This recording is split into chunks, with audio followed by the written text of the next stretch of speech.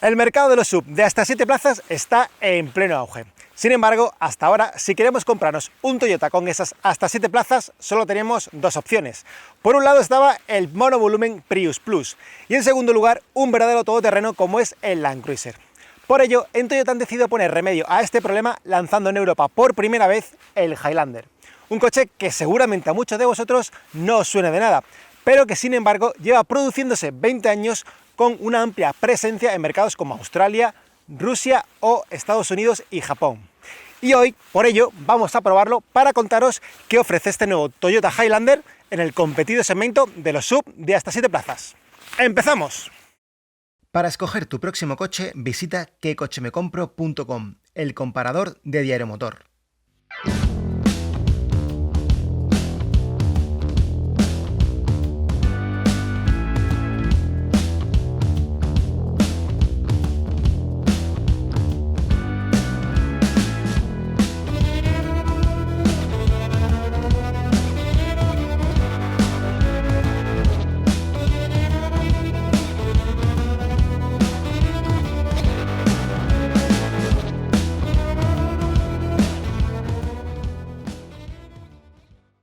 Vamos a ver cómo es el interior de este Toyota Highlander, porque aquí hay algunas novedades interesantes en la marca. En primer lugar, os voy a hablar de materiales. En el volante nos encontramos un tapizado en piel de aspecto muy bueno y de tacto también muy agradable, una piel cuidada, cosida, tiene un tacto muy bueno. El resto de los mandos son en plástico, pero también tienen un tacto y un ajuste muy bueno, aunque bueno, el símil de aluminio deja de ser plástico. Y aquí tenemos un poco de piano black, que ya sabéis que no nos gusta tanto, pero en definitiva el conjunto es bueno.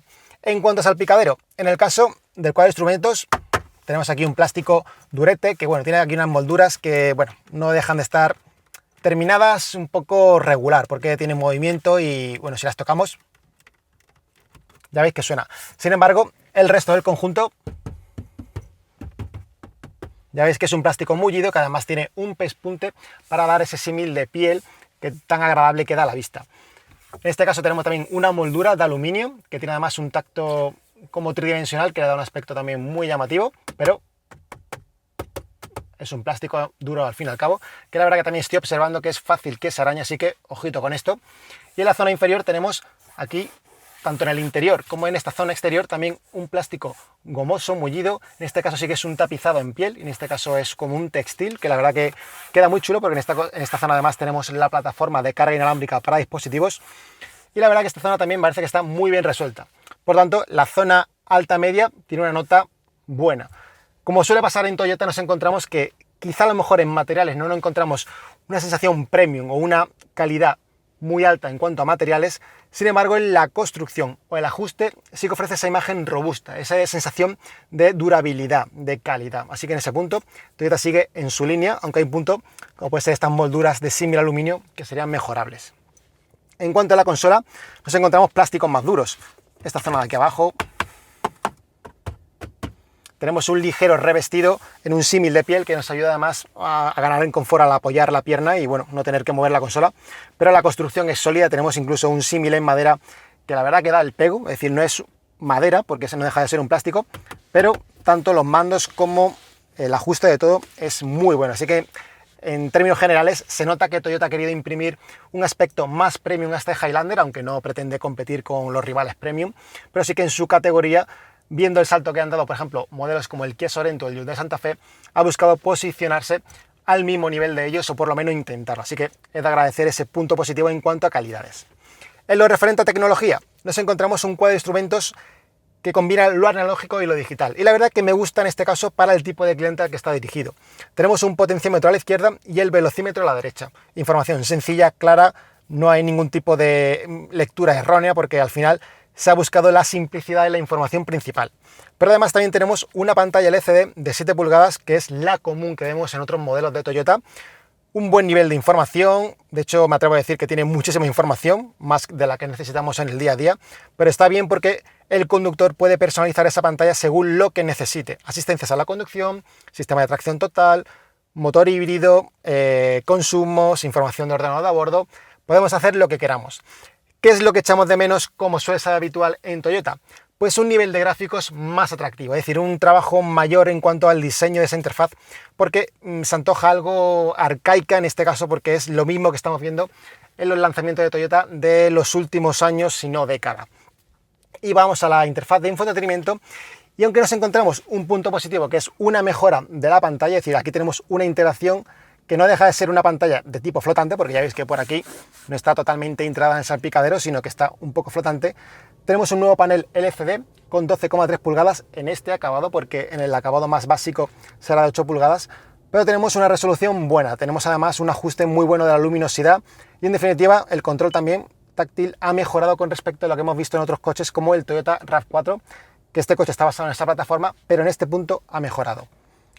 Seguimos manteniendo también botones físicos, que la verdad que ayudan mucho porque tenemos mapas, el sistema de audio, el menú y el principal. Y además tenemos mucha personalización, es decir, aquí tenemos la planta híbrida, el confort de los asientos, que además pueden ser asientos calefactados, ventilados y ajuste eléctrico, un punto muy positivo. También tenemos la regulación, por ejemplo, del asiento calefactable o el parabrisas. Es decir, todo lo tenemos aquí embebido, pero amigos, nos pasa igual que en el cuadro de instrumentos. Los gráficos no dejan de ser un diseño no tan atractivo como el que vemos en otros rivales, por ejemplo, las nuevas generaciones de Sorento o de Santa Fe o en el grupo Volkswagen. Aquí es un punto que creo que Toyota debería mejorar para hacer que esta interfaz, que funciona bien y que ofrece mucha información, se mostrase más atractiva. Por contra, sí que tenemos un punto positivo, y es que aunque Toyota ha mejorado este punto y le da un buen peso al infoentretenimiento, ello no quita para que tengamos funciones aquí con botones físicos, es decir, tenemos el acceso a los asientos, el volumen, el climatizador, y este es un punto que remarco muy positivamente, porque al final, por muy buena experiencia que nos ofrezca esto, a nivel de distracciones es imposible que nos termine desviando nuestra atención cuando estamos conduciendo. Así que funciones básicas como el volumen o la temperatura me parece muy pero que muy importante que se mantengan con controles físicos.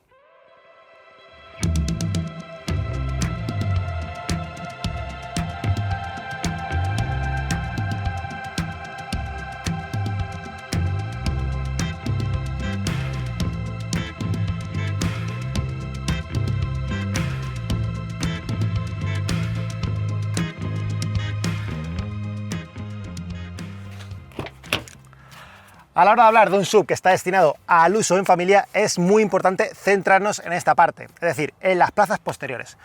Por lo pronto, tenemos una puerta que es bastante grande, por lo tanto, el acceso ya es bastante sencillo.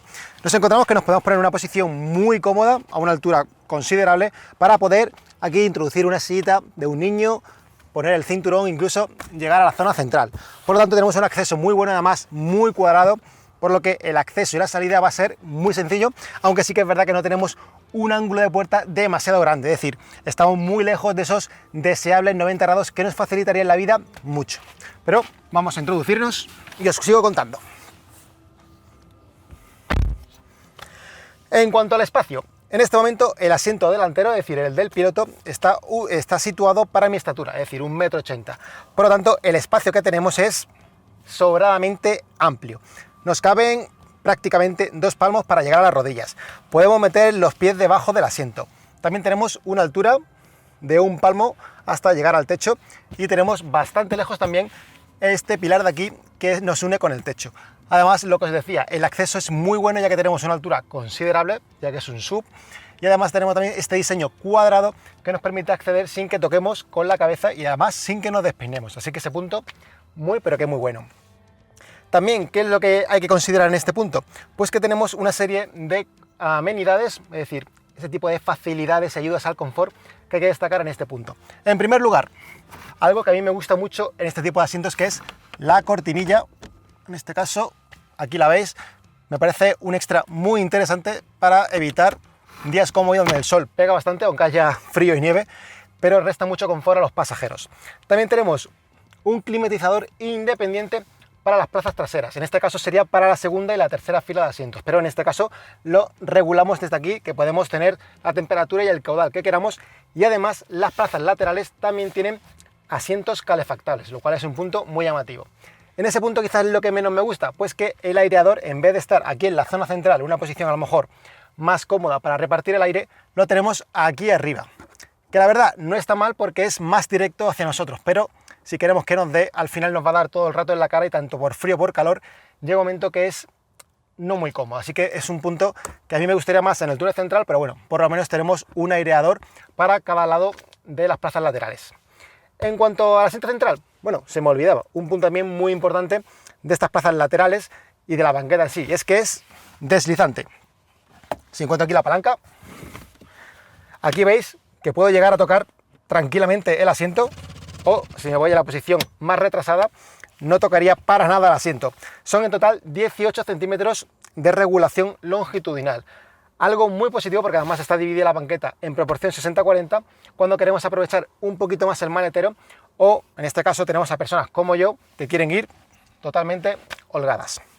Otro punto interesante, también tenemos regulación del respaldo, por si queremos echarnos una cabezadita, que la verdad no estaría nada mal, pero bueno, tengo que seguir con el vídeo, así que voy a seguir contándoos que por dónde iba era por la plaza central. Vamos a ella. Ya veis que, por ejemplo, el acceso es muy sencillo, podemos movernos entre los asientos porque no tenemos una consola central, que considero que es un punto muy, pero que muy interesante. El túnel, pese a ser un coche de tracción total, como no tenemos conexión física entre ejes, pues aquí no tenemos que lamentar ningún tipo de túnel central que lastre la experiencia. Tenemos una superficie que nos permite acomodar muy bien los pies. Sin embargo, como buena plaza central, y la verdad que es una pena en un coche tan grande, tenemos un asiento que es realmente duro, es decir, aquí viajar cómodos es complicado, y el respaldo también es bastante durito, y eso está motivado por el hecho de que tenemos aquí un reposabrazos con portabebidas integrado, que la verdad mejora mucho el confort de las plazas traseras, pero claro, en un coche de tintes familiares, la verdad que con este tamaño echo mucho de menos que se haya pensado un poquito más en utilizar esta tercera plaza con una tercera plaza individual, valga la redundancia. En cuanto al techo, eso sí, tenemos un coche muy alto, y aquí no tenemos un palmo como en las plazas laterales, pero sí que tenemos 3 dedos sin problema. Así que la altura no es un problema, pero la comodidad sí, aquí para viajes largos justitos. Y para terminar, que me estoy enrollando mucho, otro punto muy importante del Highlander. Pensando que aquí vamos a tener niños, tenemos una buena noticia, es que tenemos puertos USB tipo A, es decir, el USB de toda la vida, con una intensidad de carga de hasta 2.1 amperios. La guinda sería tener un enchufe Schuko de toma convencional, pero bueno, con los puertos USB ya nos aseguramos que los niños aquí no nos van a dar la lata en un viaje de larga distancia. No nos íbamos a olvidar de la tercera fila de asientos porque en este Toyota Highlander es un punto muy importante. Lo primero, como ya veis aquí, si yo repliego todo el asiento, tenemos un acceso muy bueno que me atrevo a considerarlo como uno de los puntos fuertes de este 5+2 plazas, el Highlander, porque la mayoría de SUV suelen pecar de que tienen la misma puerta para acceder a las plazas de la tercera fila, y claro, eso nos penaliza mucho en confort. Aquí no solamente tenemos un acceso muy bueno en la segunda fila, sino que nos permite no tener que hacer posturas ni maniobras raras para acceder a esta tercera fila de asientos. Para ello, colocamos el pie derecho, nos giramos y ya estaría. No es lo más cómodo del mundo, pero creo que coincidiréis conmigo que en este caso puede ser de lo mejorcito que encontramos en su categoría. Ahora toca replegar el asiento, en este caso le voy a poner una posición intermedia. Vale, aquí estaría. Vale. Y como ya veis, pues bueno, en este momento tenemos 4 dedos con respecto al respaldo del asiento delantero, que ahora mismo estaría en una posición más vertical de lo normal. Si quisiéramos plegarlo, por ejemplo, un poquito más, ya veis que me voy acercando, al igual que si queremos replegarlo del todo, porque claro, el espacio que yo gano aquí es espacio que le quito a la segunda fila de asientos. O sea, hay que tenerlo en cuenta porque aquí estaríamos, si alguien se sentara aquí, con mi estatura estaría tocando ya el asiento del piloto. Si quiero que este asiento vaya con el máximo confort, tiene que replegarlo hasta esta posición. Y ya veis que aquí, por ejemplo, sí estaría tocando fácilmente, vaya, sin ningún problema, con el asiento de la segunda fila en este caso. En cuanto a la altura, como veis aquí, si me coloco en una posición normal, estoy tocando el techo. Así que aquí, si queremos viajar con el pelo bien puesto, nos olvidamos porque va a ser imposible. Es cierto que tenemos la posibilidad de replegar el espaldo hasta esta posición tan curiosa para echarnos una siesta. Pero claro, aquí nos quedamos en una posición muy poca natural, tenemos muy cerca el techo y en definitiva así nunca vamos a viajar en este coche.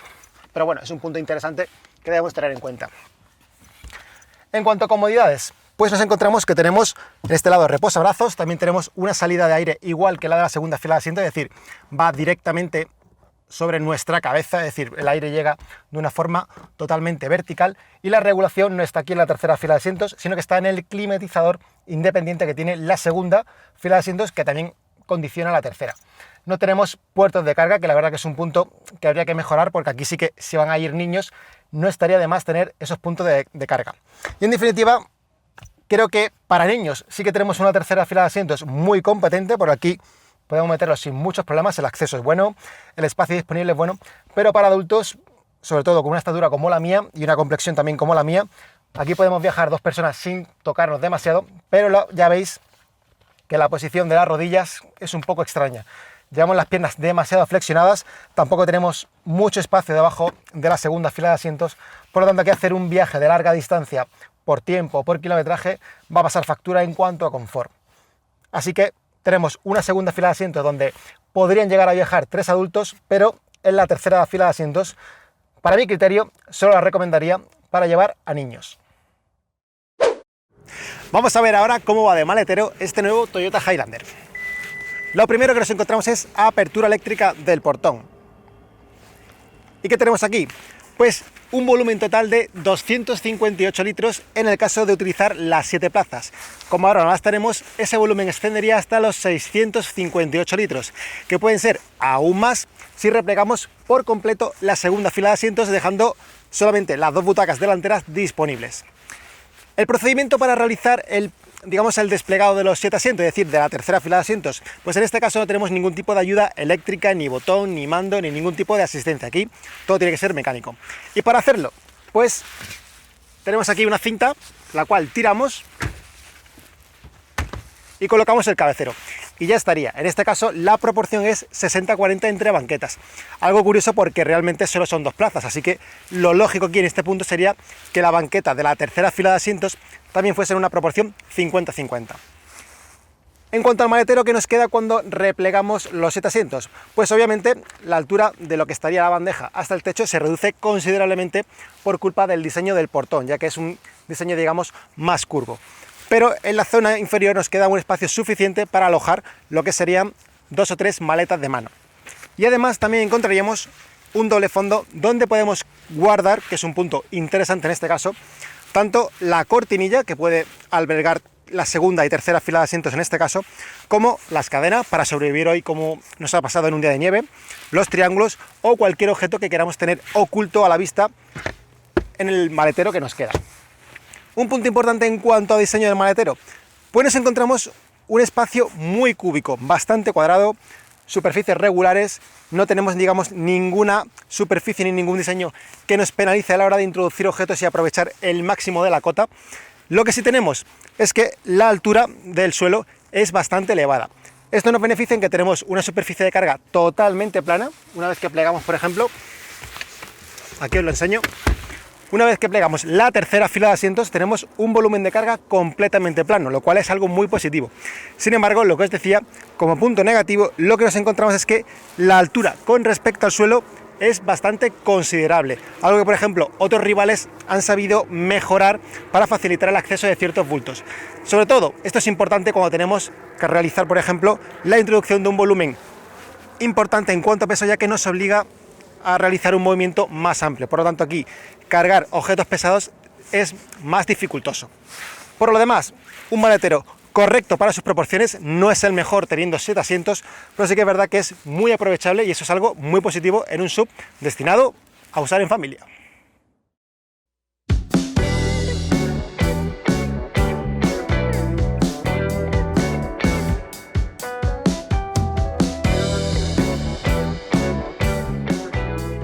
Pues amigos, ya estamos al volante del Toyota Highlander para contaros nuestras impresiones de conducción. Estamos en Madrid y circulando por una carretera completamente llena de nieve, pero es que estamos en la presentación nacional del modelo y esto está lleno de nieve.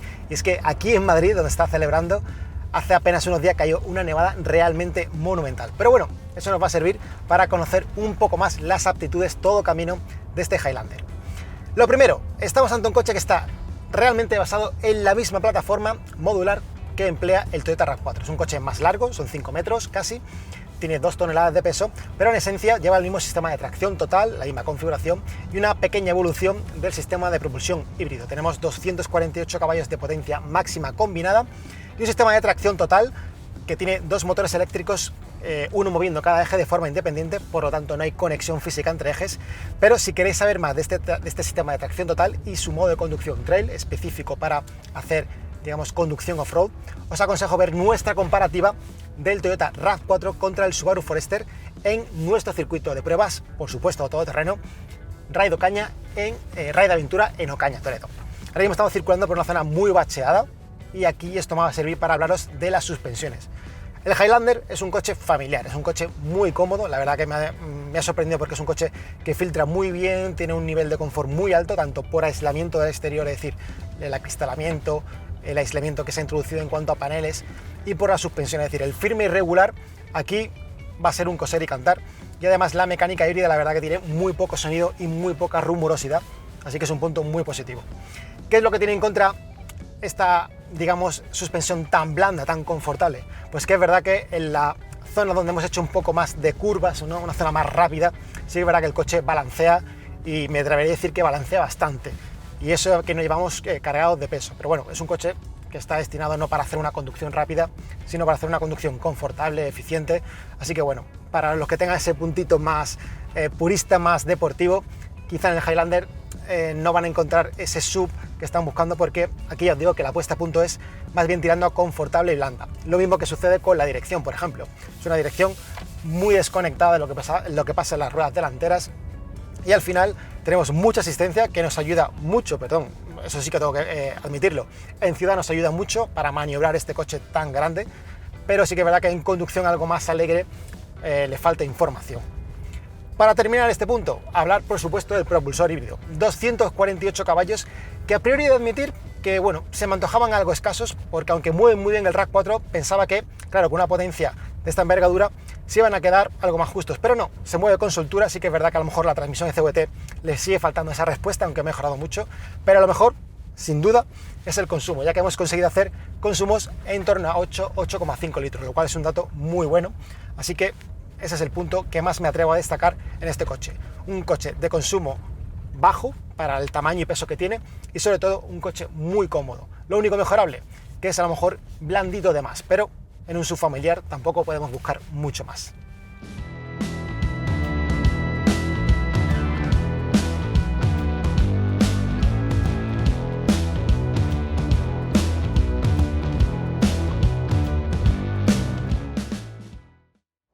Pues amigos, llega el momento de devolverle el Highlander a Toyota España, por lo tanto vamos a resumir en conclusiones qué es lo que hemos visto en esta primera toma de contacto con el nuevo Toyota Highlander que ha llegado por primera vez a Europa.